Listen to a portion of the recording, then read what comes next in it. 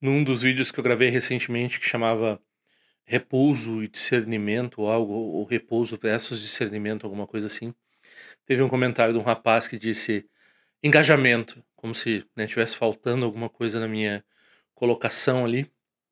E eu já fiz um vídeo sobre, não só sobre o budismo engajado, mas sobre algumas das distorções que tem em torno do budismo moderno, como a gente chama assim, né?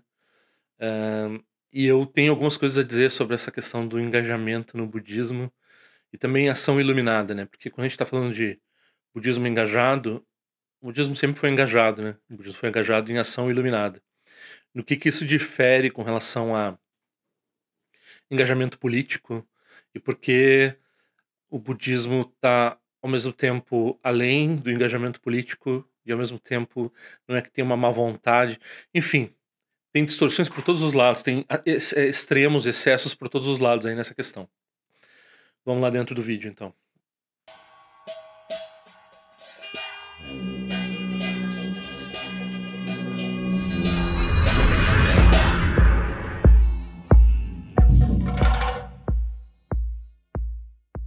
Então, quem quiser, eu ainda estou enviando os cartões, né?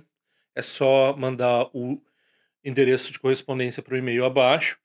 Quem quiser fazer uma contribuição, sinta-se livre, aliás, não só pelos cartões, mas porque eu basicamente estou vivendo disso agora e ajuda também ao canal sobreviver e eu poder conseguir ter tempo para fazer esses vídeos e tal, não ter que pegar bicos e outros trabalhos. Ah, e também eu gostaria de lembrar de alguns endereços, assim, que as pessoas podem, por exemplo, tem uma página dentro do meu site, que é tzal.org, eu vou botar um endereço aqui embaixo, tem também na descrição, que lista todos os 413 vídeos que eu fiz para esse canal com palavras-chave e descrição. Então dá para fazer uma busca dentro dessa página. Não só dá para fazer uma busca ali no YouTube com a palavra Tendril e as palavras-chave que você quer buscar para ver se eu já falei no assunto, como também dá para fazer uma busca lá no tzal.org dentro dessa página, talvez seja mais fácil. E dentro desse site também a gente tem os centros de Dharma que eu recomendo, né? Esse endereço está sempre na descrição. Muitas pessoas me perguntam, né? Sempre tem esse assunto retornando e tá na cara de todo mundo aí, né? Então, eu gostaria de lembrar também que eu, embora eu tenha falado isso recentemente num vídeo que eu modero muito a área de comentário aqui, mesmo assim andaram me perguntando coisas que eu não pude liberar e daí não me perguntaram por e-mail. Se vocês não me perguntam por e-mail depois, fica difícil porque eu não sei o e-mail de vocês, né? Então já convido também a todos a assinarem o boletim, a me mandarem e-mail, que eu já inscrevo vocês nesse meu boletim que eu envio de vez em quando. E também se tiverem dúvidas, se quiserem saber alguma coisa, sendo ou não, é uma coisa que parece polêmica para vocês ou não, geralmente é melhor perguntar por e-mail do que na área de comentário. Não estou dizendo também para não comentar, porque isso é ruim para o canal. Então, ou seja, não comentar diminui a, a, a promoção dos vídeos dentro do algoritmo, né? Então, eu gosto que vocês comentem, mas perguntas e coisas polêmicas mandem por e-mail, ou façam as duas coisas, tentem comentando e depois mandem um e-mail. Se vocês não me mandam e-mail, não tem como responder, não tenho como, às vezes, liberar a pergunta também, então é melhor não usar a área de comentário para isso. Ok. Então, por exemplo, esse comentário desse rapaz, ele falou assim, eu botei o título, né, provavelmente algumas vezes as pessoas elas não assistem o vídeo, elas já comentam, né. Então esse me pareceu um comentário bem do tipo, de uma pessoa que não viu o vídeo, e daí ela leu o título do vídeo que era, "Repouso e discernimento", e ela foi lá e comentou engajamento, que é o melhor engajamento. E assim, né, quando a gente tá falando em repouso e discernimento ali dentro do contexto daquele vídeo, que era um vídeo lá do Farol da Certeza, a gente está falando das práticas de shamatha, que não é a palavra repouso, assim, é porque o autor, como eu estava comentando dentro do vídeo, ele usou a palavra meditação trânsica, de transe, né? Então, shamatha, muitas vezes traduzido como calm abiding, que normalmente se traduz como tranquilo, permanecer, que a gente tem que traduzir dessa ordem, porque permanecer tranquilo parece que a pessoa só fica sem ter grandes emoções, mas na verdade é um permanecer no qual a pessoa não se agita, né?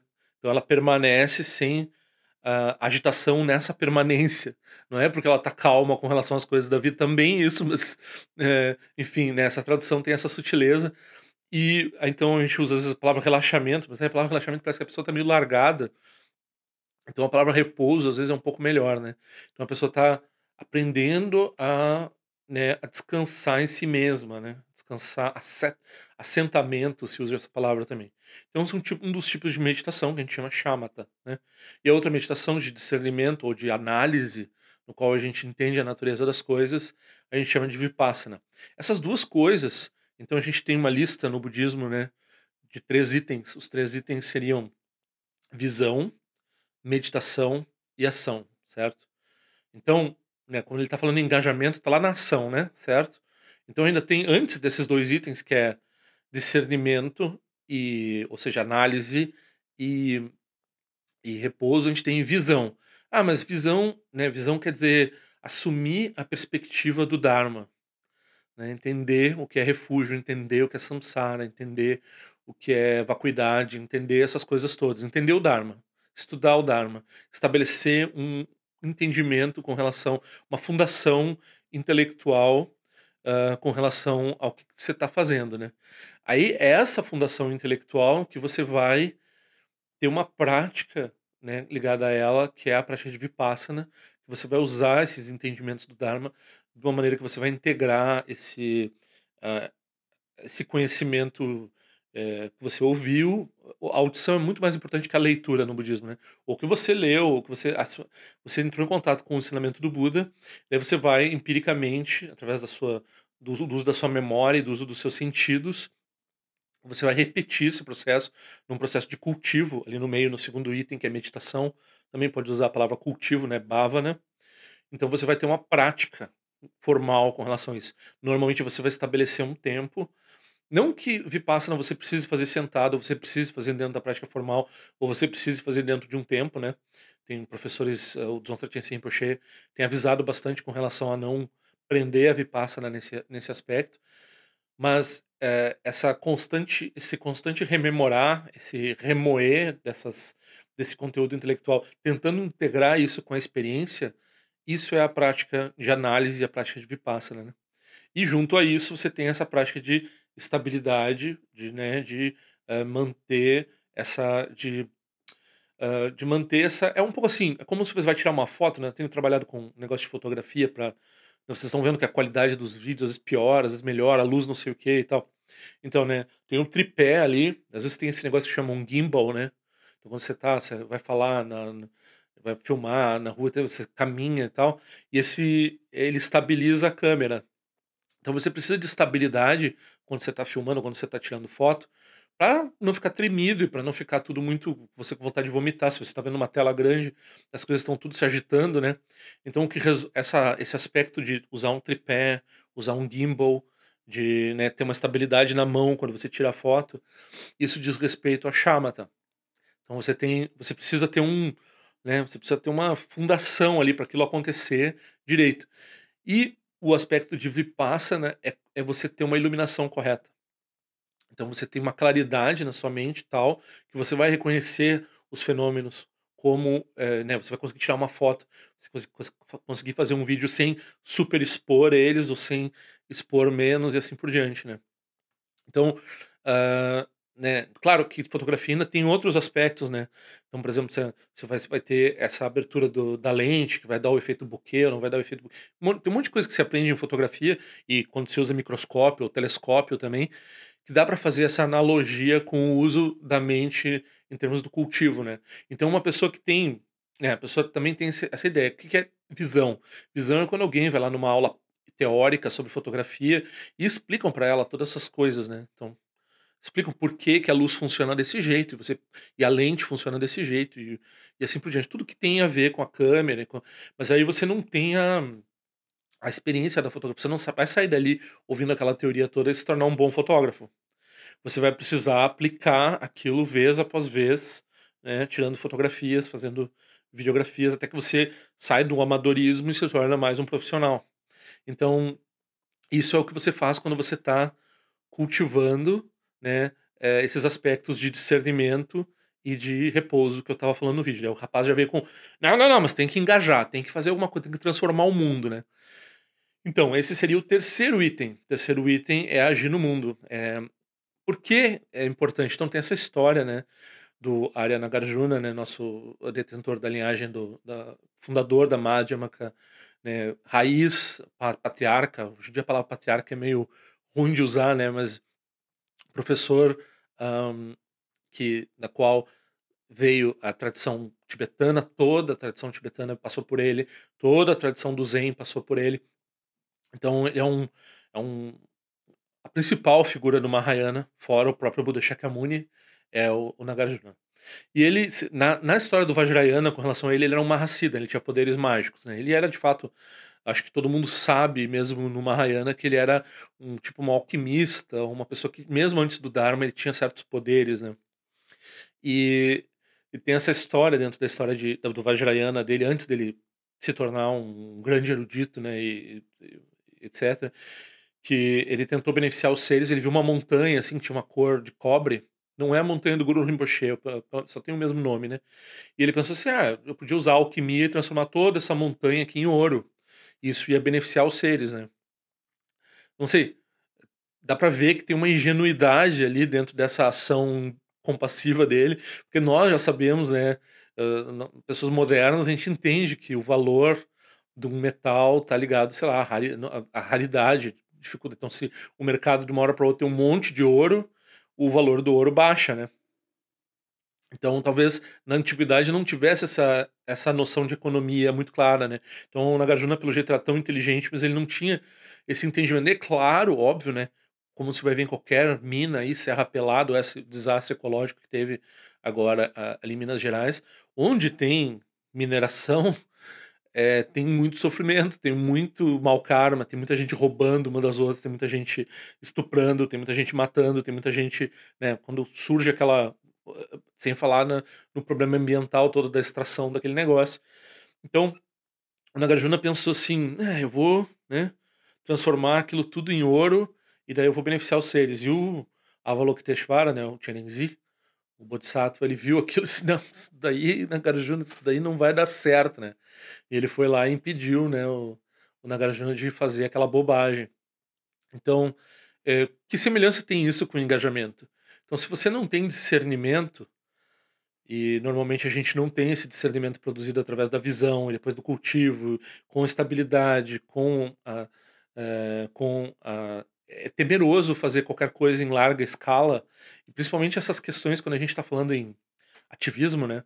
Eu claramente vocês vão ver que eu tenho uma posição à esquerda, que eu sou uma pessoa que tem um entendimento político e assim por diante, né, uma visão política das coisas, mas eu claramente vejo que não só, claro, quando se traz esse assunto sempre se pensa nos exageros do comunismo, do socialismo que aconteceram no século XX, né, mas o capitalismo a gente está vendo, a ideologia capitalista, o que ela, né, ela não vem com uma má motivação, assim, isso quem é curioso, né, na raiz, né.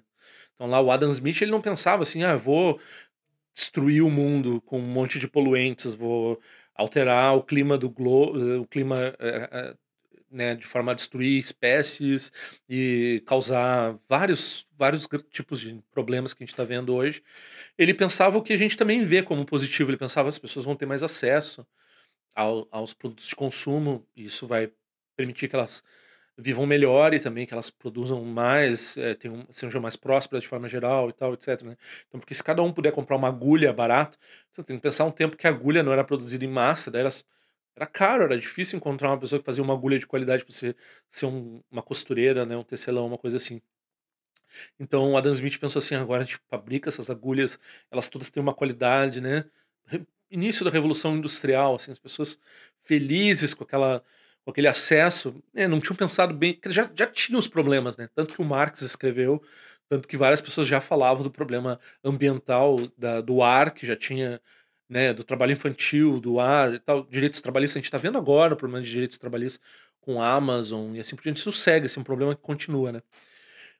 Mas enfim, as pessoas elas têm, daí com o discernimento lá do Nagarjuna imaturo, né, elas olham para essas, para essas ideologias, e elas querem fazer uma engenharia social ampla, e algumas vezes essas pessoas chegam de fato ao poder, como aconteceu, né, no século XX várias vezes, pessoas com boas intenções, de boas intenções o inferno tá cheio, né. Então elas chegam lá e elas querem transformar, né, e daí causam grandes uma fome, como aconteceu na China, né, de uma forma ampla, porque a pessoa tinha lá a motivação de transformar os modos de trabalho e de exploração e o que acontecia lá dentro. Daí nessa reforma, a se quebrar uns ovos, né, então a pessoa também já tem uma ideia de colateral, assim, do que vai dar de problema, mas normalmente essa ideia é subestimada. Acontece todo tipo de problema. Acontece todo esse tipo de problema porque não só porque, tudo que é política tá sujo, não tem problema nisso. Não, porque nosso discernimento é limitado, nós não somos Budas. E quando nós estamos querendo agir, de acordo com o entendimento de um Buda, e nós não temos o entendimento de um Buda, o que que ele faz? Uma terra pura. Faz uma terra pura através do mérito, né, dele. Então, uma terra pura é uma espécie de engenharia social, é uma espécie de, né, visão política, né? Os textos que vão falar de terras puras, como Kalachakra, eles são eminentemente políticos. Eles estão produzindo lugares que não tem guerra, lugares em que as pessoas vivem harmoniosamente, né? Existe política no Dharma, existe esse entendimento. As pessoas que estão dizendo que não e que ah, isentões, quando não são de, né, pessoal horrível aí que quer arma e não sei mais o quê. Algumas vezes os budistas se manifestam como isentões, assim, né? Então não é isso aqui que a gente está falando. Por outro lado, né, o extremo desse pessoal que assume que a gente tem que agir de qualquer jeito e agora ir para as ruas antes de meditar, basicamente isso, né? É mais importante ir para as ruas que meditar. Já ouvi supostos professores do Dharma falando isso, né? Então, ou sei lá, quebrar vidraça do que meditar, né? Não defendo nem um pouco vidraça. Vidraça não tem consciência, né? Propriedade privada tá destruindo, isso é karma, não sei o quê. Como protesto, não sei, de repente é válido, entende? Agora, você vai fazer isso e você vai dizer que isso aí é uma ação com discernimento e uma ação do Dharma, né? E que o Dharma tem engajamento em primeiro lugar e depois, sei lá, vai ter meditação e vai ter entendimento do Dharma, aí é um fenômeno de sequestro do Dharma, né? Então, o Dharma é sequestrado pelos cientistas, às vezes é sequestrado pelos filósofos. Então, eles pegam o Dharma, pegam uma coisa que tem aparência de Dharma, mas não é mais Dharma, já virou umas palavras do budismo que as pessoas se apropriaram e estão usando para fazer qualquer coisa. Então, esse pessoal do engajamento, muitas vezes eles estão se apropriando do Dharma, como se, né, fosse uma novidade o budismo ser engajado, porque a ação iluminada todo o budismo sempre já teve, política sempre o budismo sempre teve, né, daí agora não, agora nós vamos fazer diferente porque esses budistas eles são muito, né, isentões, então a gente vai fazer um dharma que está ligado à visão do mundo, resolvendo os problemas atuais, etc, né. Aí falta essa perspectiva de que primeiro é preciso gerar discernimento, primeiro é preciso gerar estabilidade. Primeiro é preciso gerar visão antes de gerar estabilidade e discernimento. E daí, quando você tem visão, meditação, aí você pode agir. Então, e é muito curioso também porque a gente tem essa visão da ação iluminada. Então a gente, claro, né, a gente recebe votos de Bodhisattva, então a gente pensa, não, eu tenho que beneficiar os seres, né? Mas logo a primeira reflexão que você tem que ter é o quão limitado você é em trazer benefício, né? Então até oferecer o Dharma, a pessoa te pergunta uma coisa, não sei o que acontece com vocês, mas eu que sou uma pessoa que me ponho nessa exposição, assim, normalmente quando eu respondo, às vezes eu fico remoendo depois, mas eu enviesei por esse lado, enviesei por aquele.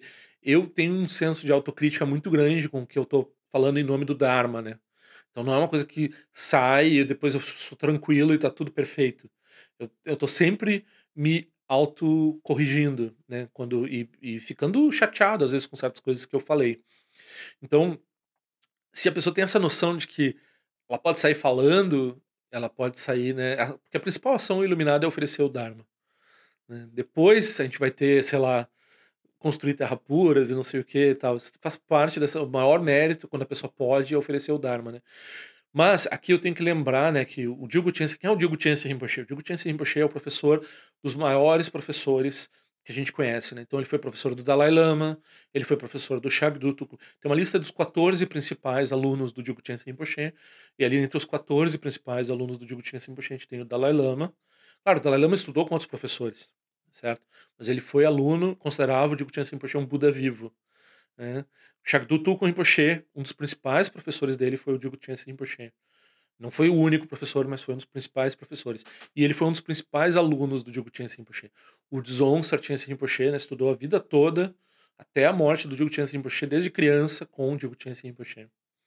E, né, então, o Matthieu Ricard não é um dos 14, acho que não é um dos 14 principais, mas é uma pessoa conhecida que tem. O Shonjen Trungpa Rinpoche é um dos 14 principais.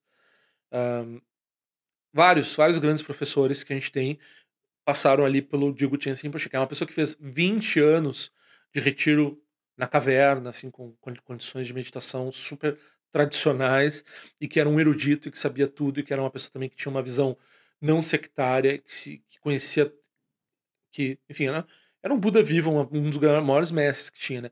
O Jiguten Rinpoche, ele disse que a gente tem essas duas bodhicittas, a bodhicitta da aspiração, né? Então a gente deseja produzir a iluminação, né? A gente tem essa aspiração de que tudo que a gente faz eh, tem como objetivo principal não melhorar o mundo, porque o entendimento do mundo como samsara é que ele é insolúvel, né? Então isso também é uma perspectiva que o engajamento às vezes não, eles querem imanetizar na crítica da direita dos anos 60, a esquerda quer imanetizar o céu, né? O escatom quer transformar a Terra num céu, assim, né?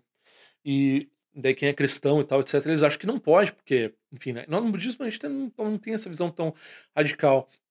Mas, por outro lado, hã, se a gente está pensando dentro da solução dos problemas do samsara, em termos do samsara, não tem solução, né.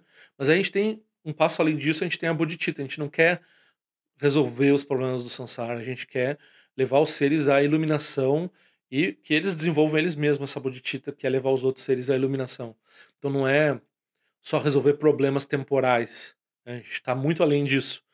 Resolver os problemas temporais tem mérito e não deve ser abandonado, mas se aquilo se tornar prioridade, a gente acabou com o Dharma. Basicamente, esse é o entendimento do extremo do engajamento, né. Mas eu ainda nem estou falando nisso, eu tô falando lá que o Jiguten Rinpoche ele disse que você tem a bodhicitta da aspiração, que é querer isso, e daí tem a bodhicitta do engajamento, ou a bodhicitta da ação, que é, de fato, levar os seres à iluminação. Qual é a principal coisa que faz isso? É ensinar o Dharma, que é uma coisa que o Jiguten Rinpoche evidentemente fazia, né. Mas ele disse: "Isso não é para nós ainda".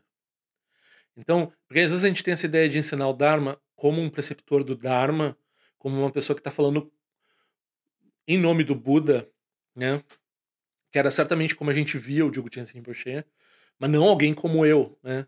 Então, tem uma diferença, assim, de uma pessoa que está falando do budismo, falando do Dharma, esclarecendo alguma coisa, e uma pessoa que tá falando do ponto de vista integrado, como um detentor da linhagem, como um professor do Dharma, e que está explicando o Dharma de um ponto de vista ensinando o Dharma mesmo, né. Mas ele fazia isso.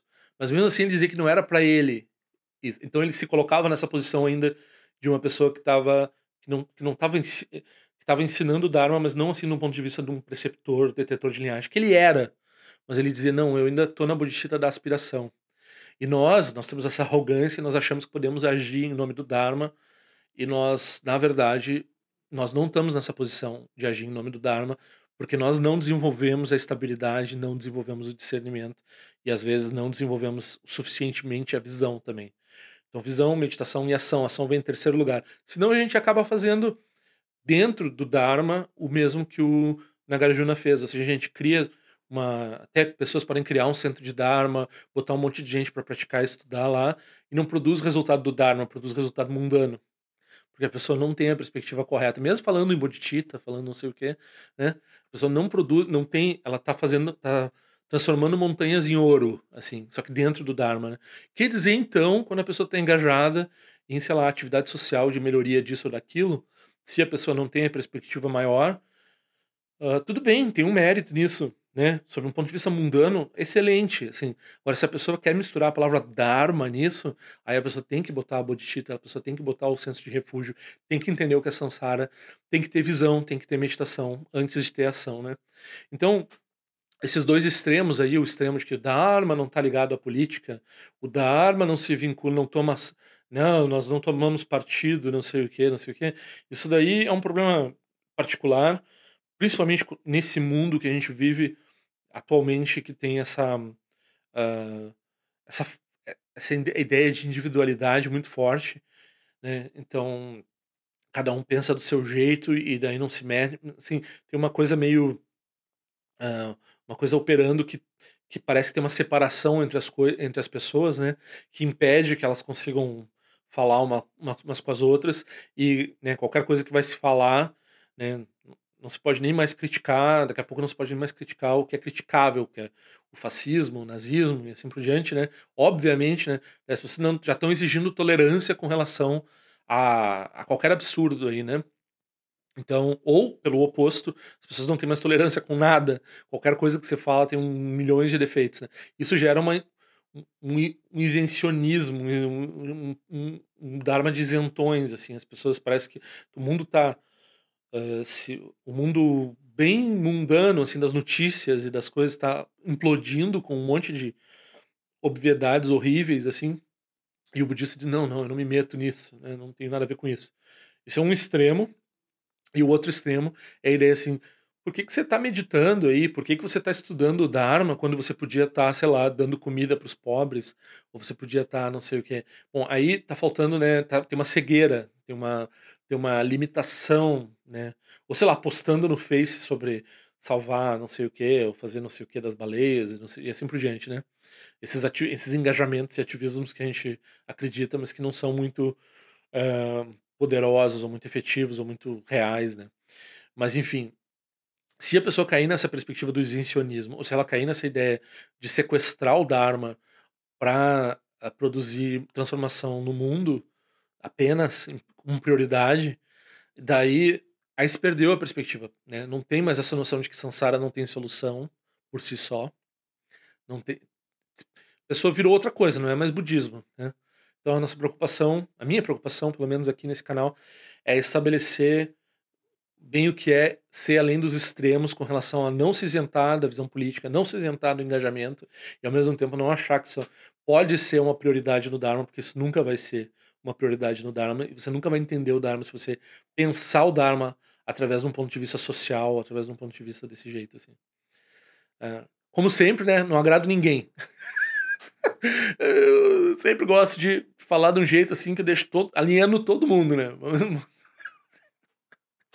Mas é isso aí mesmo.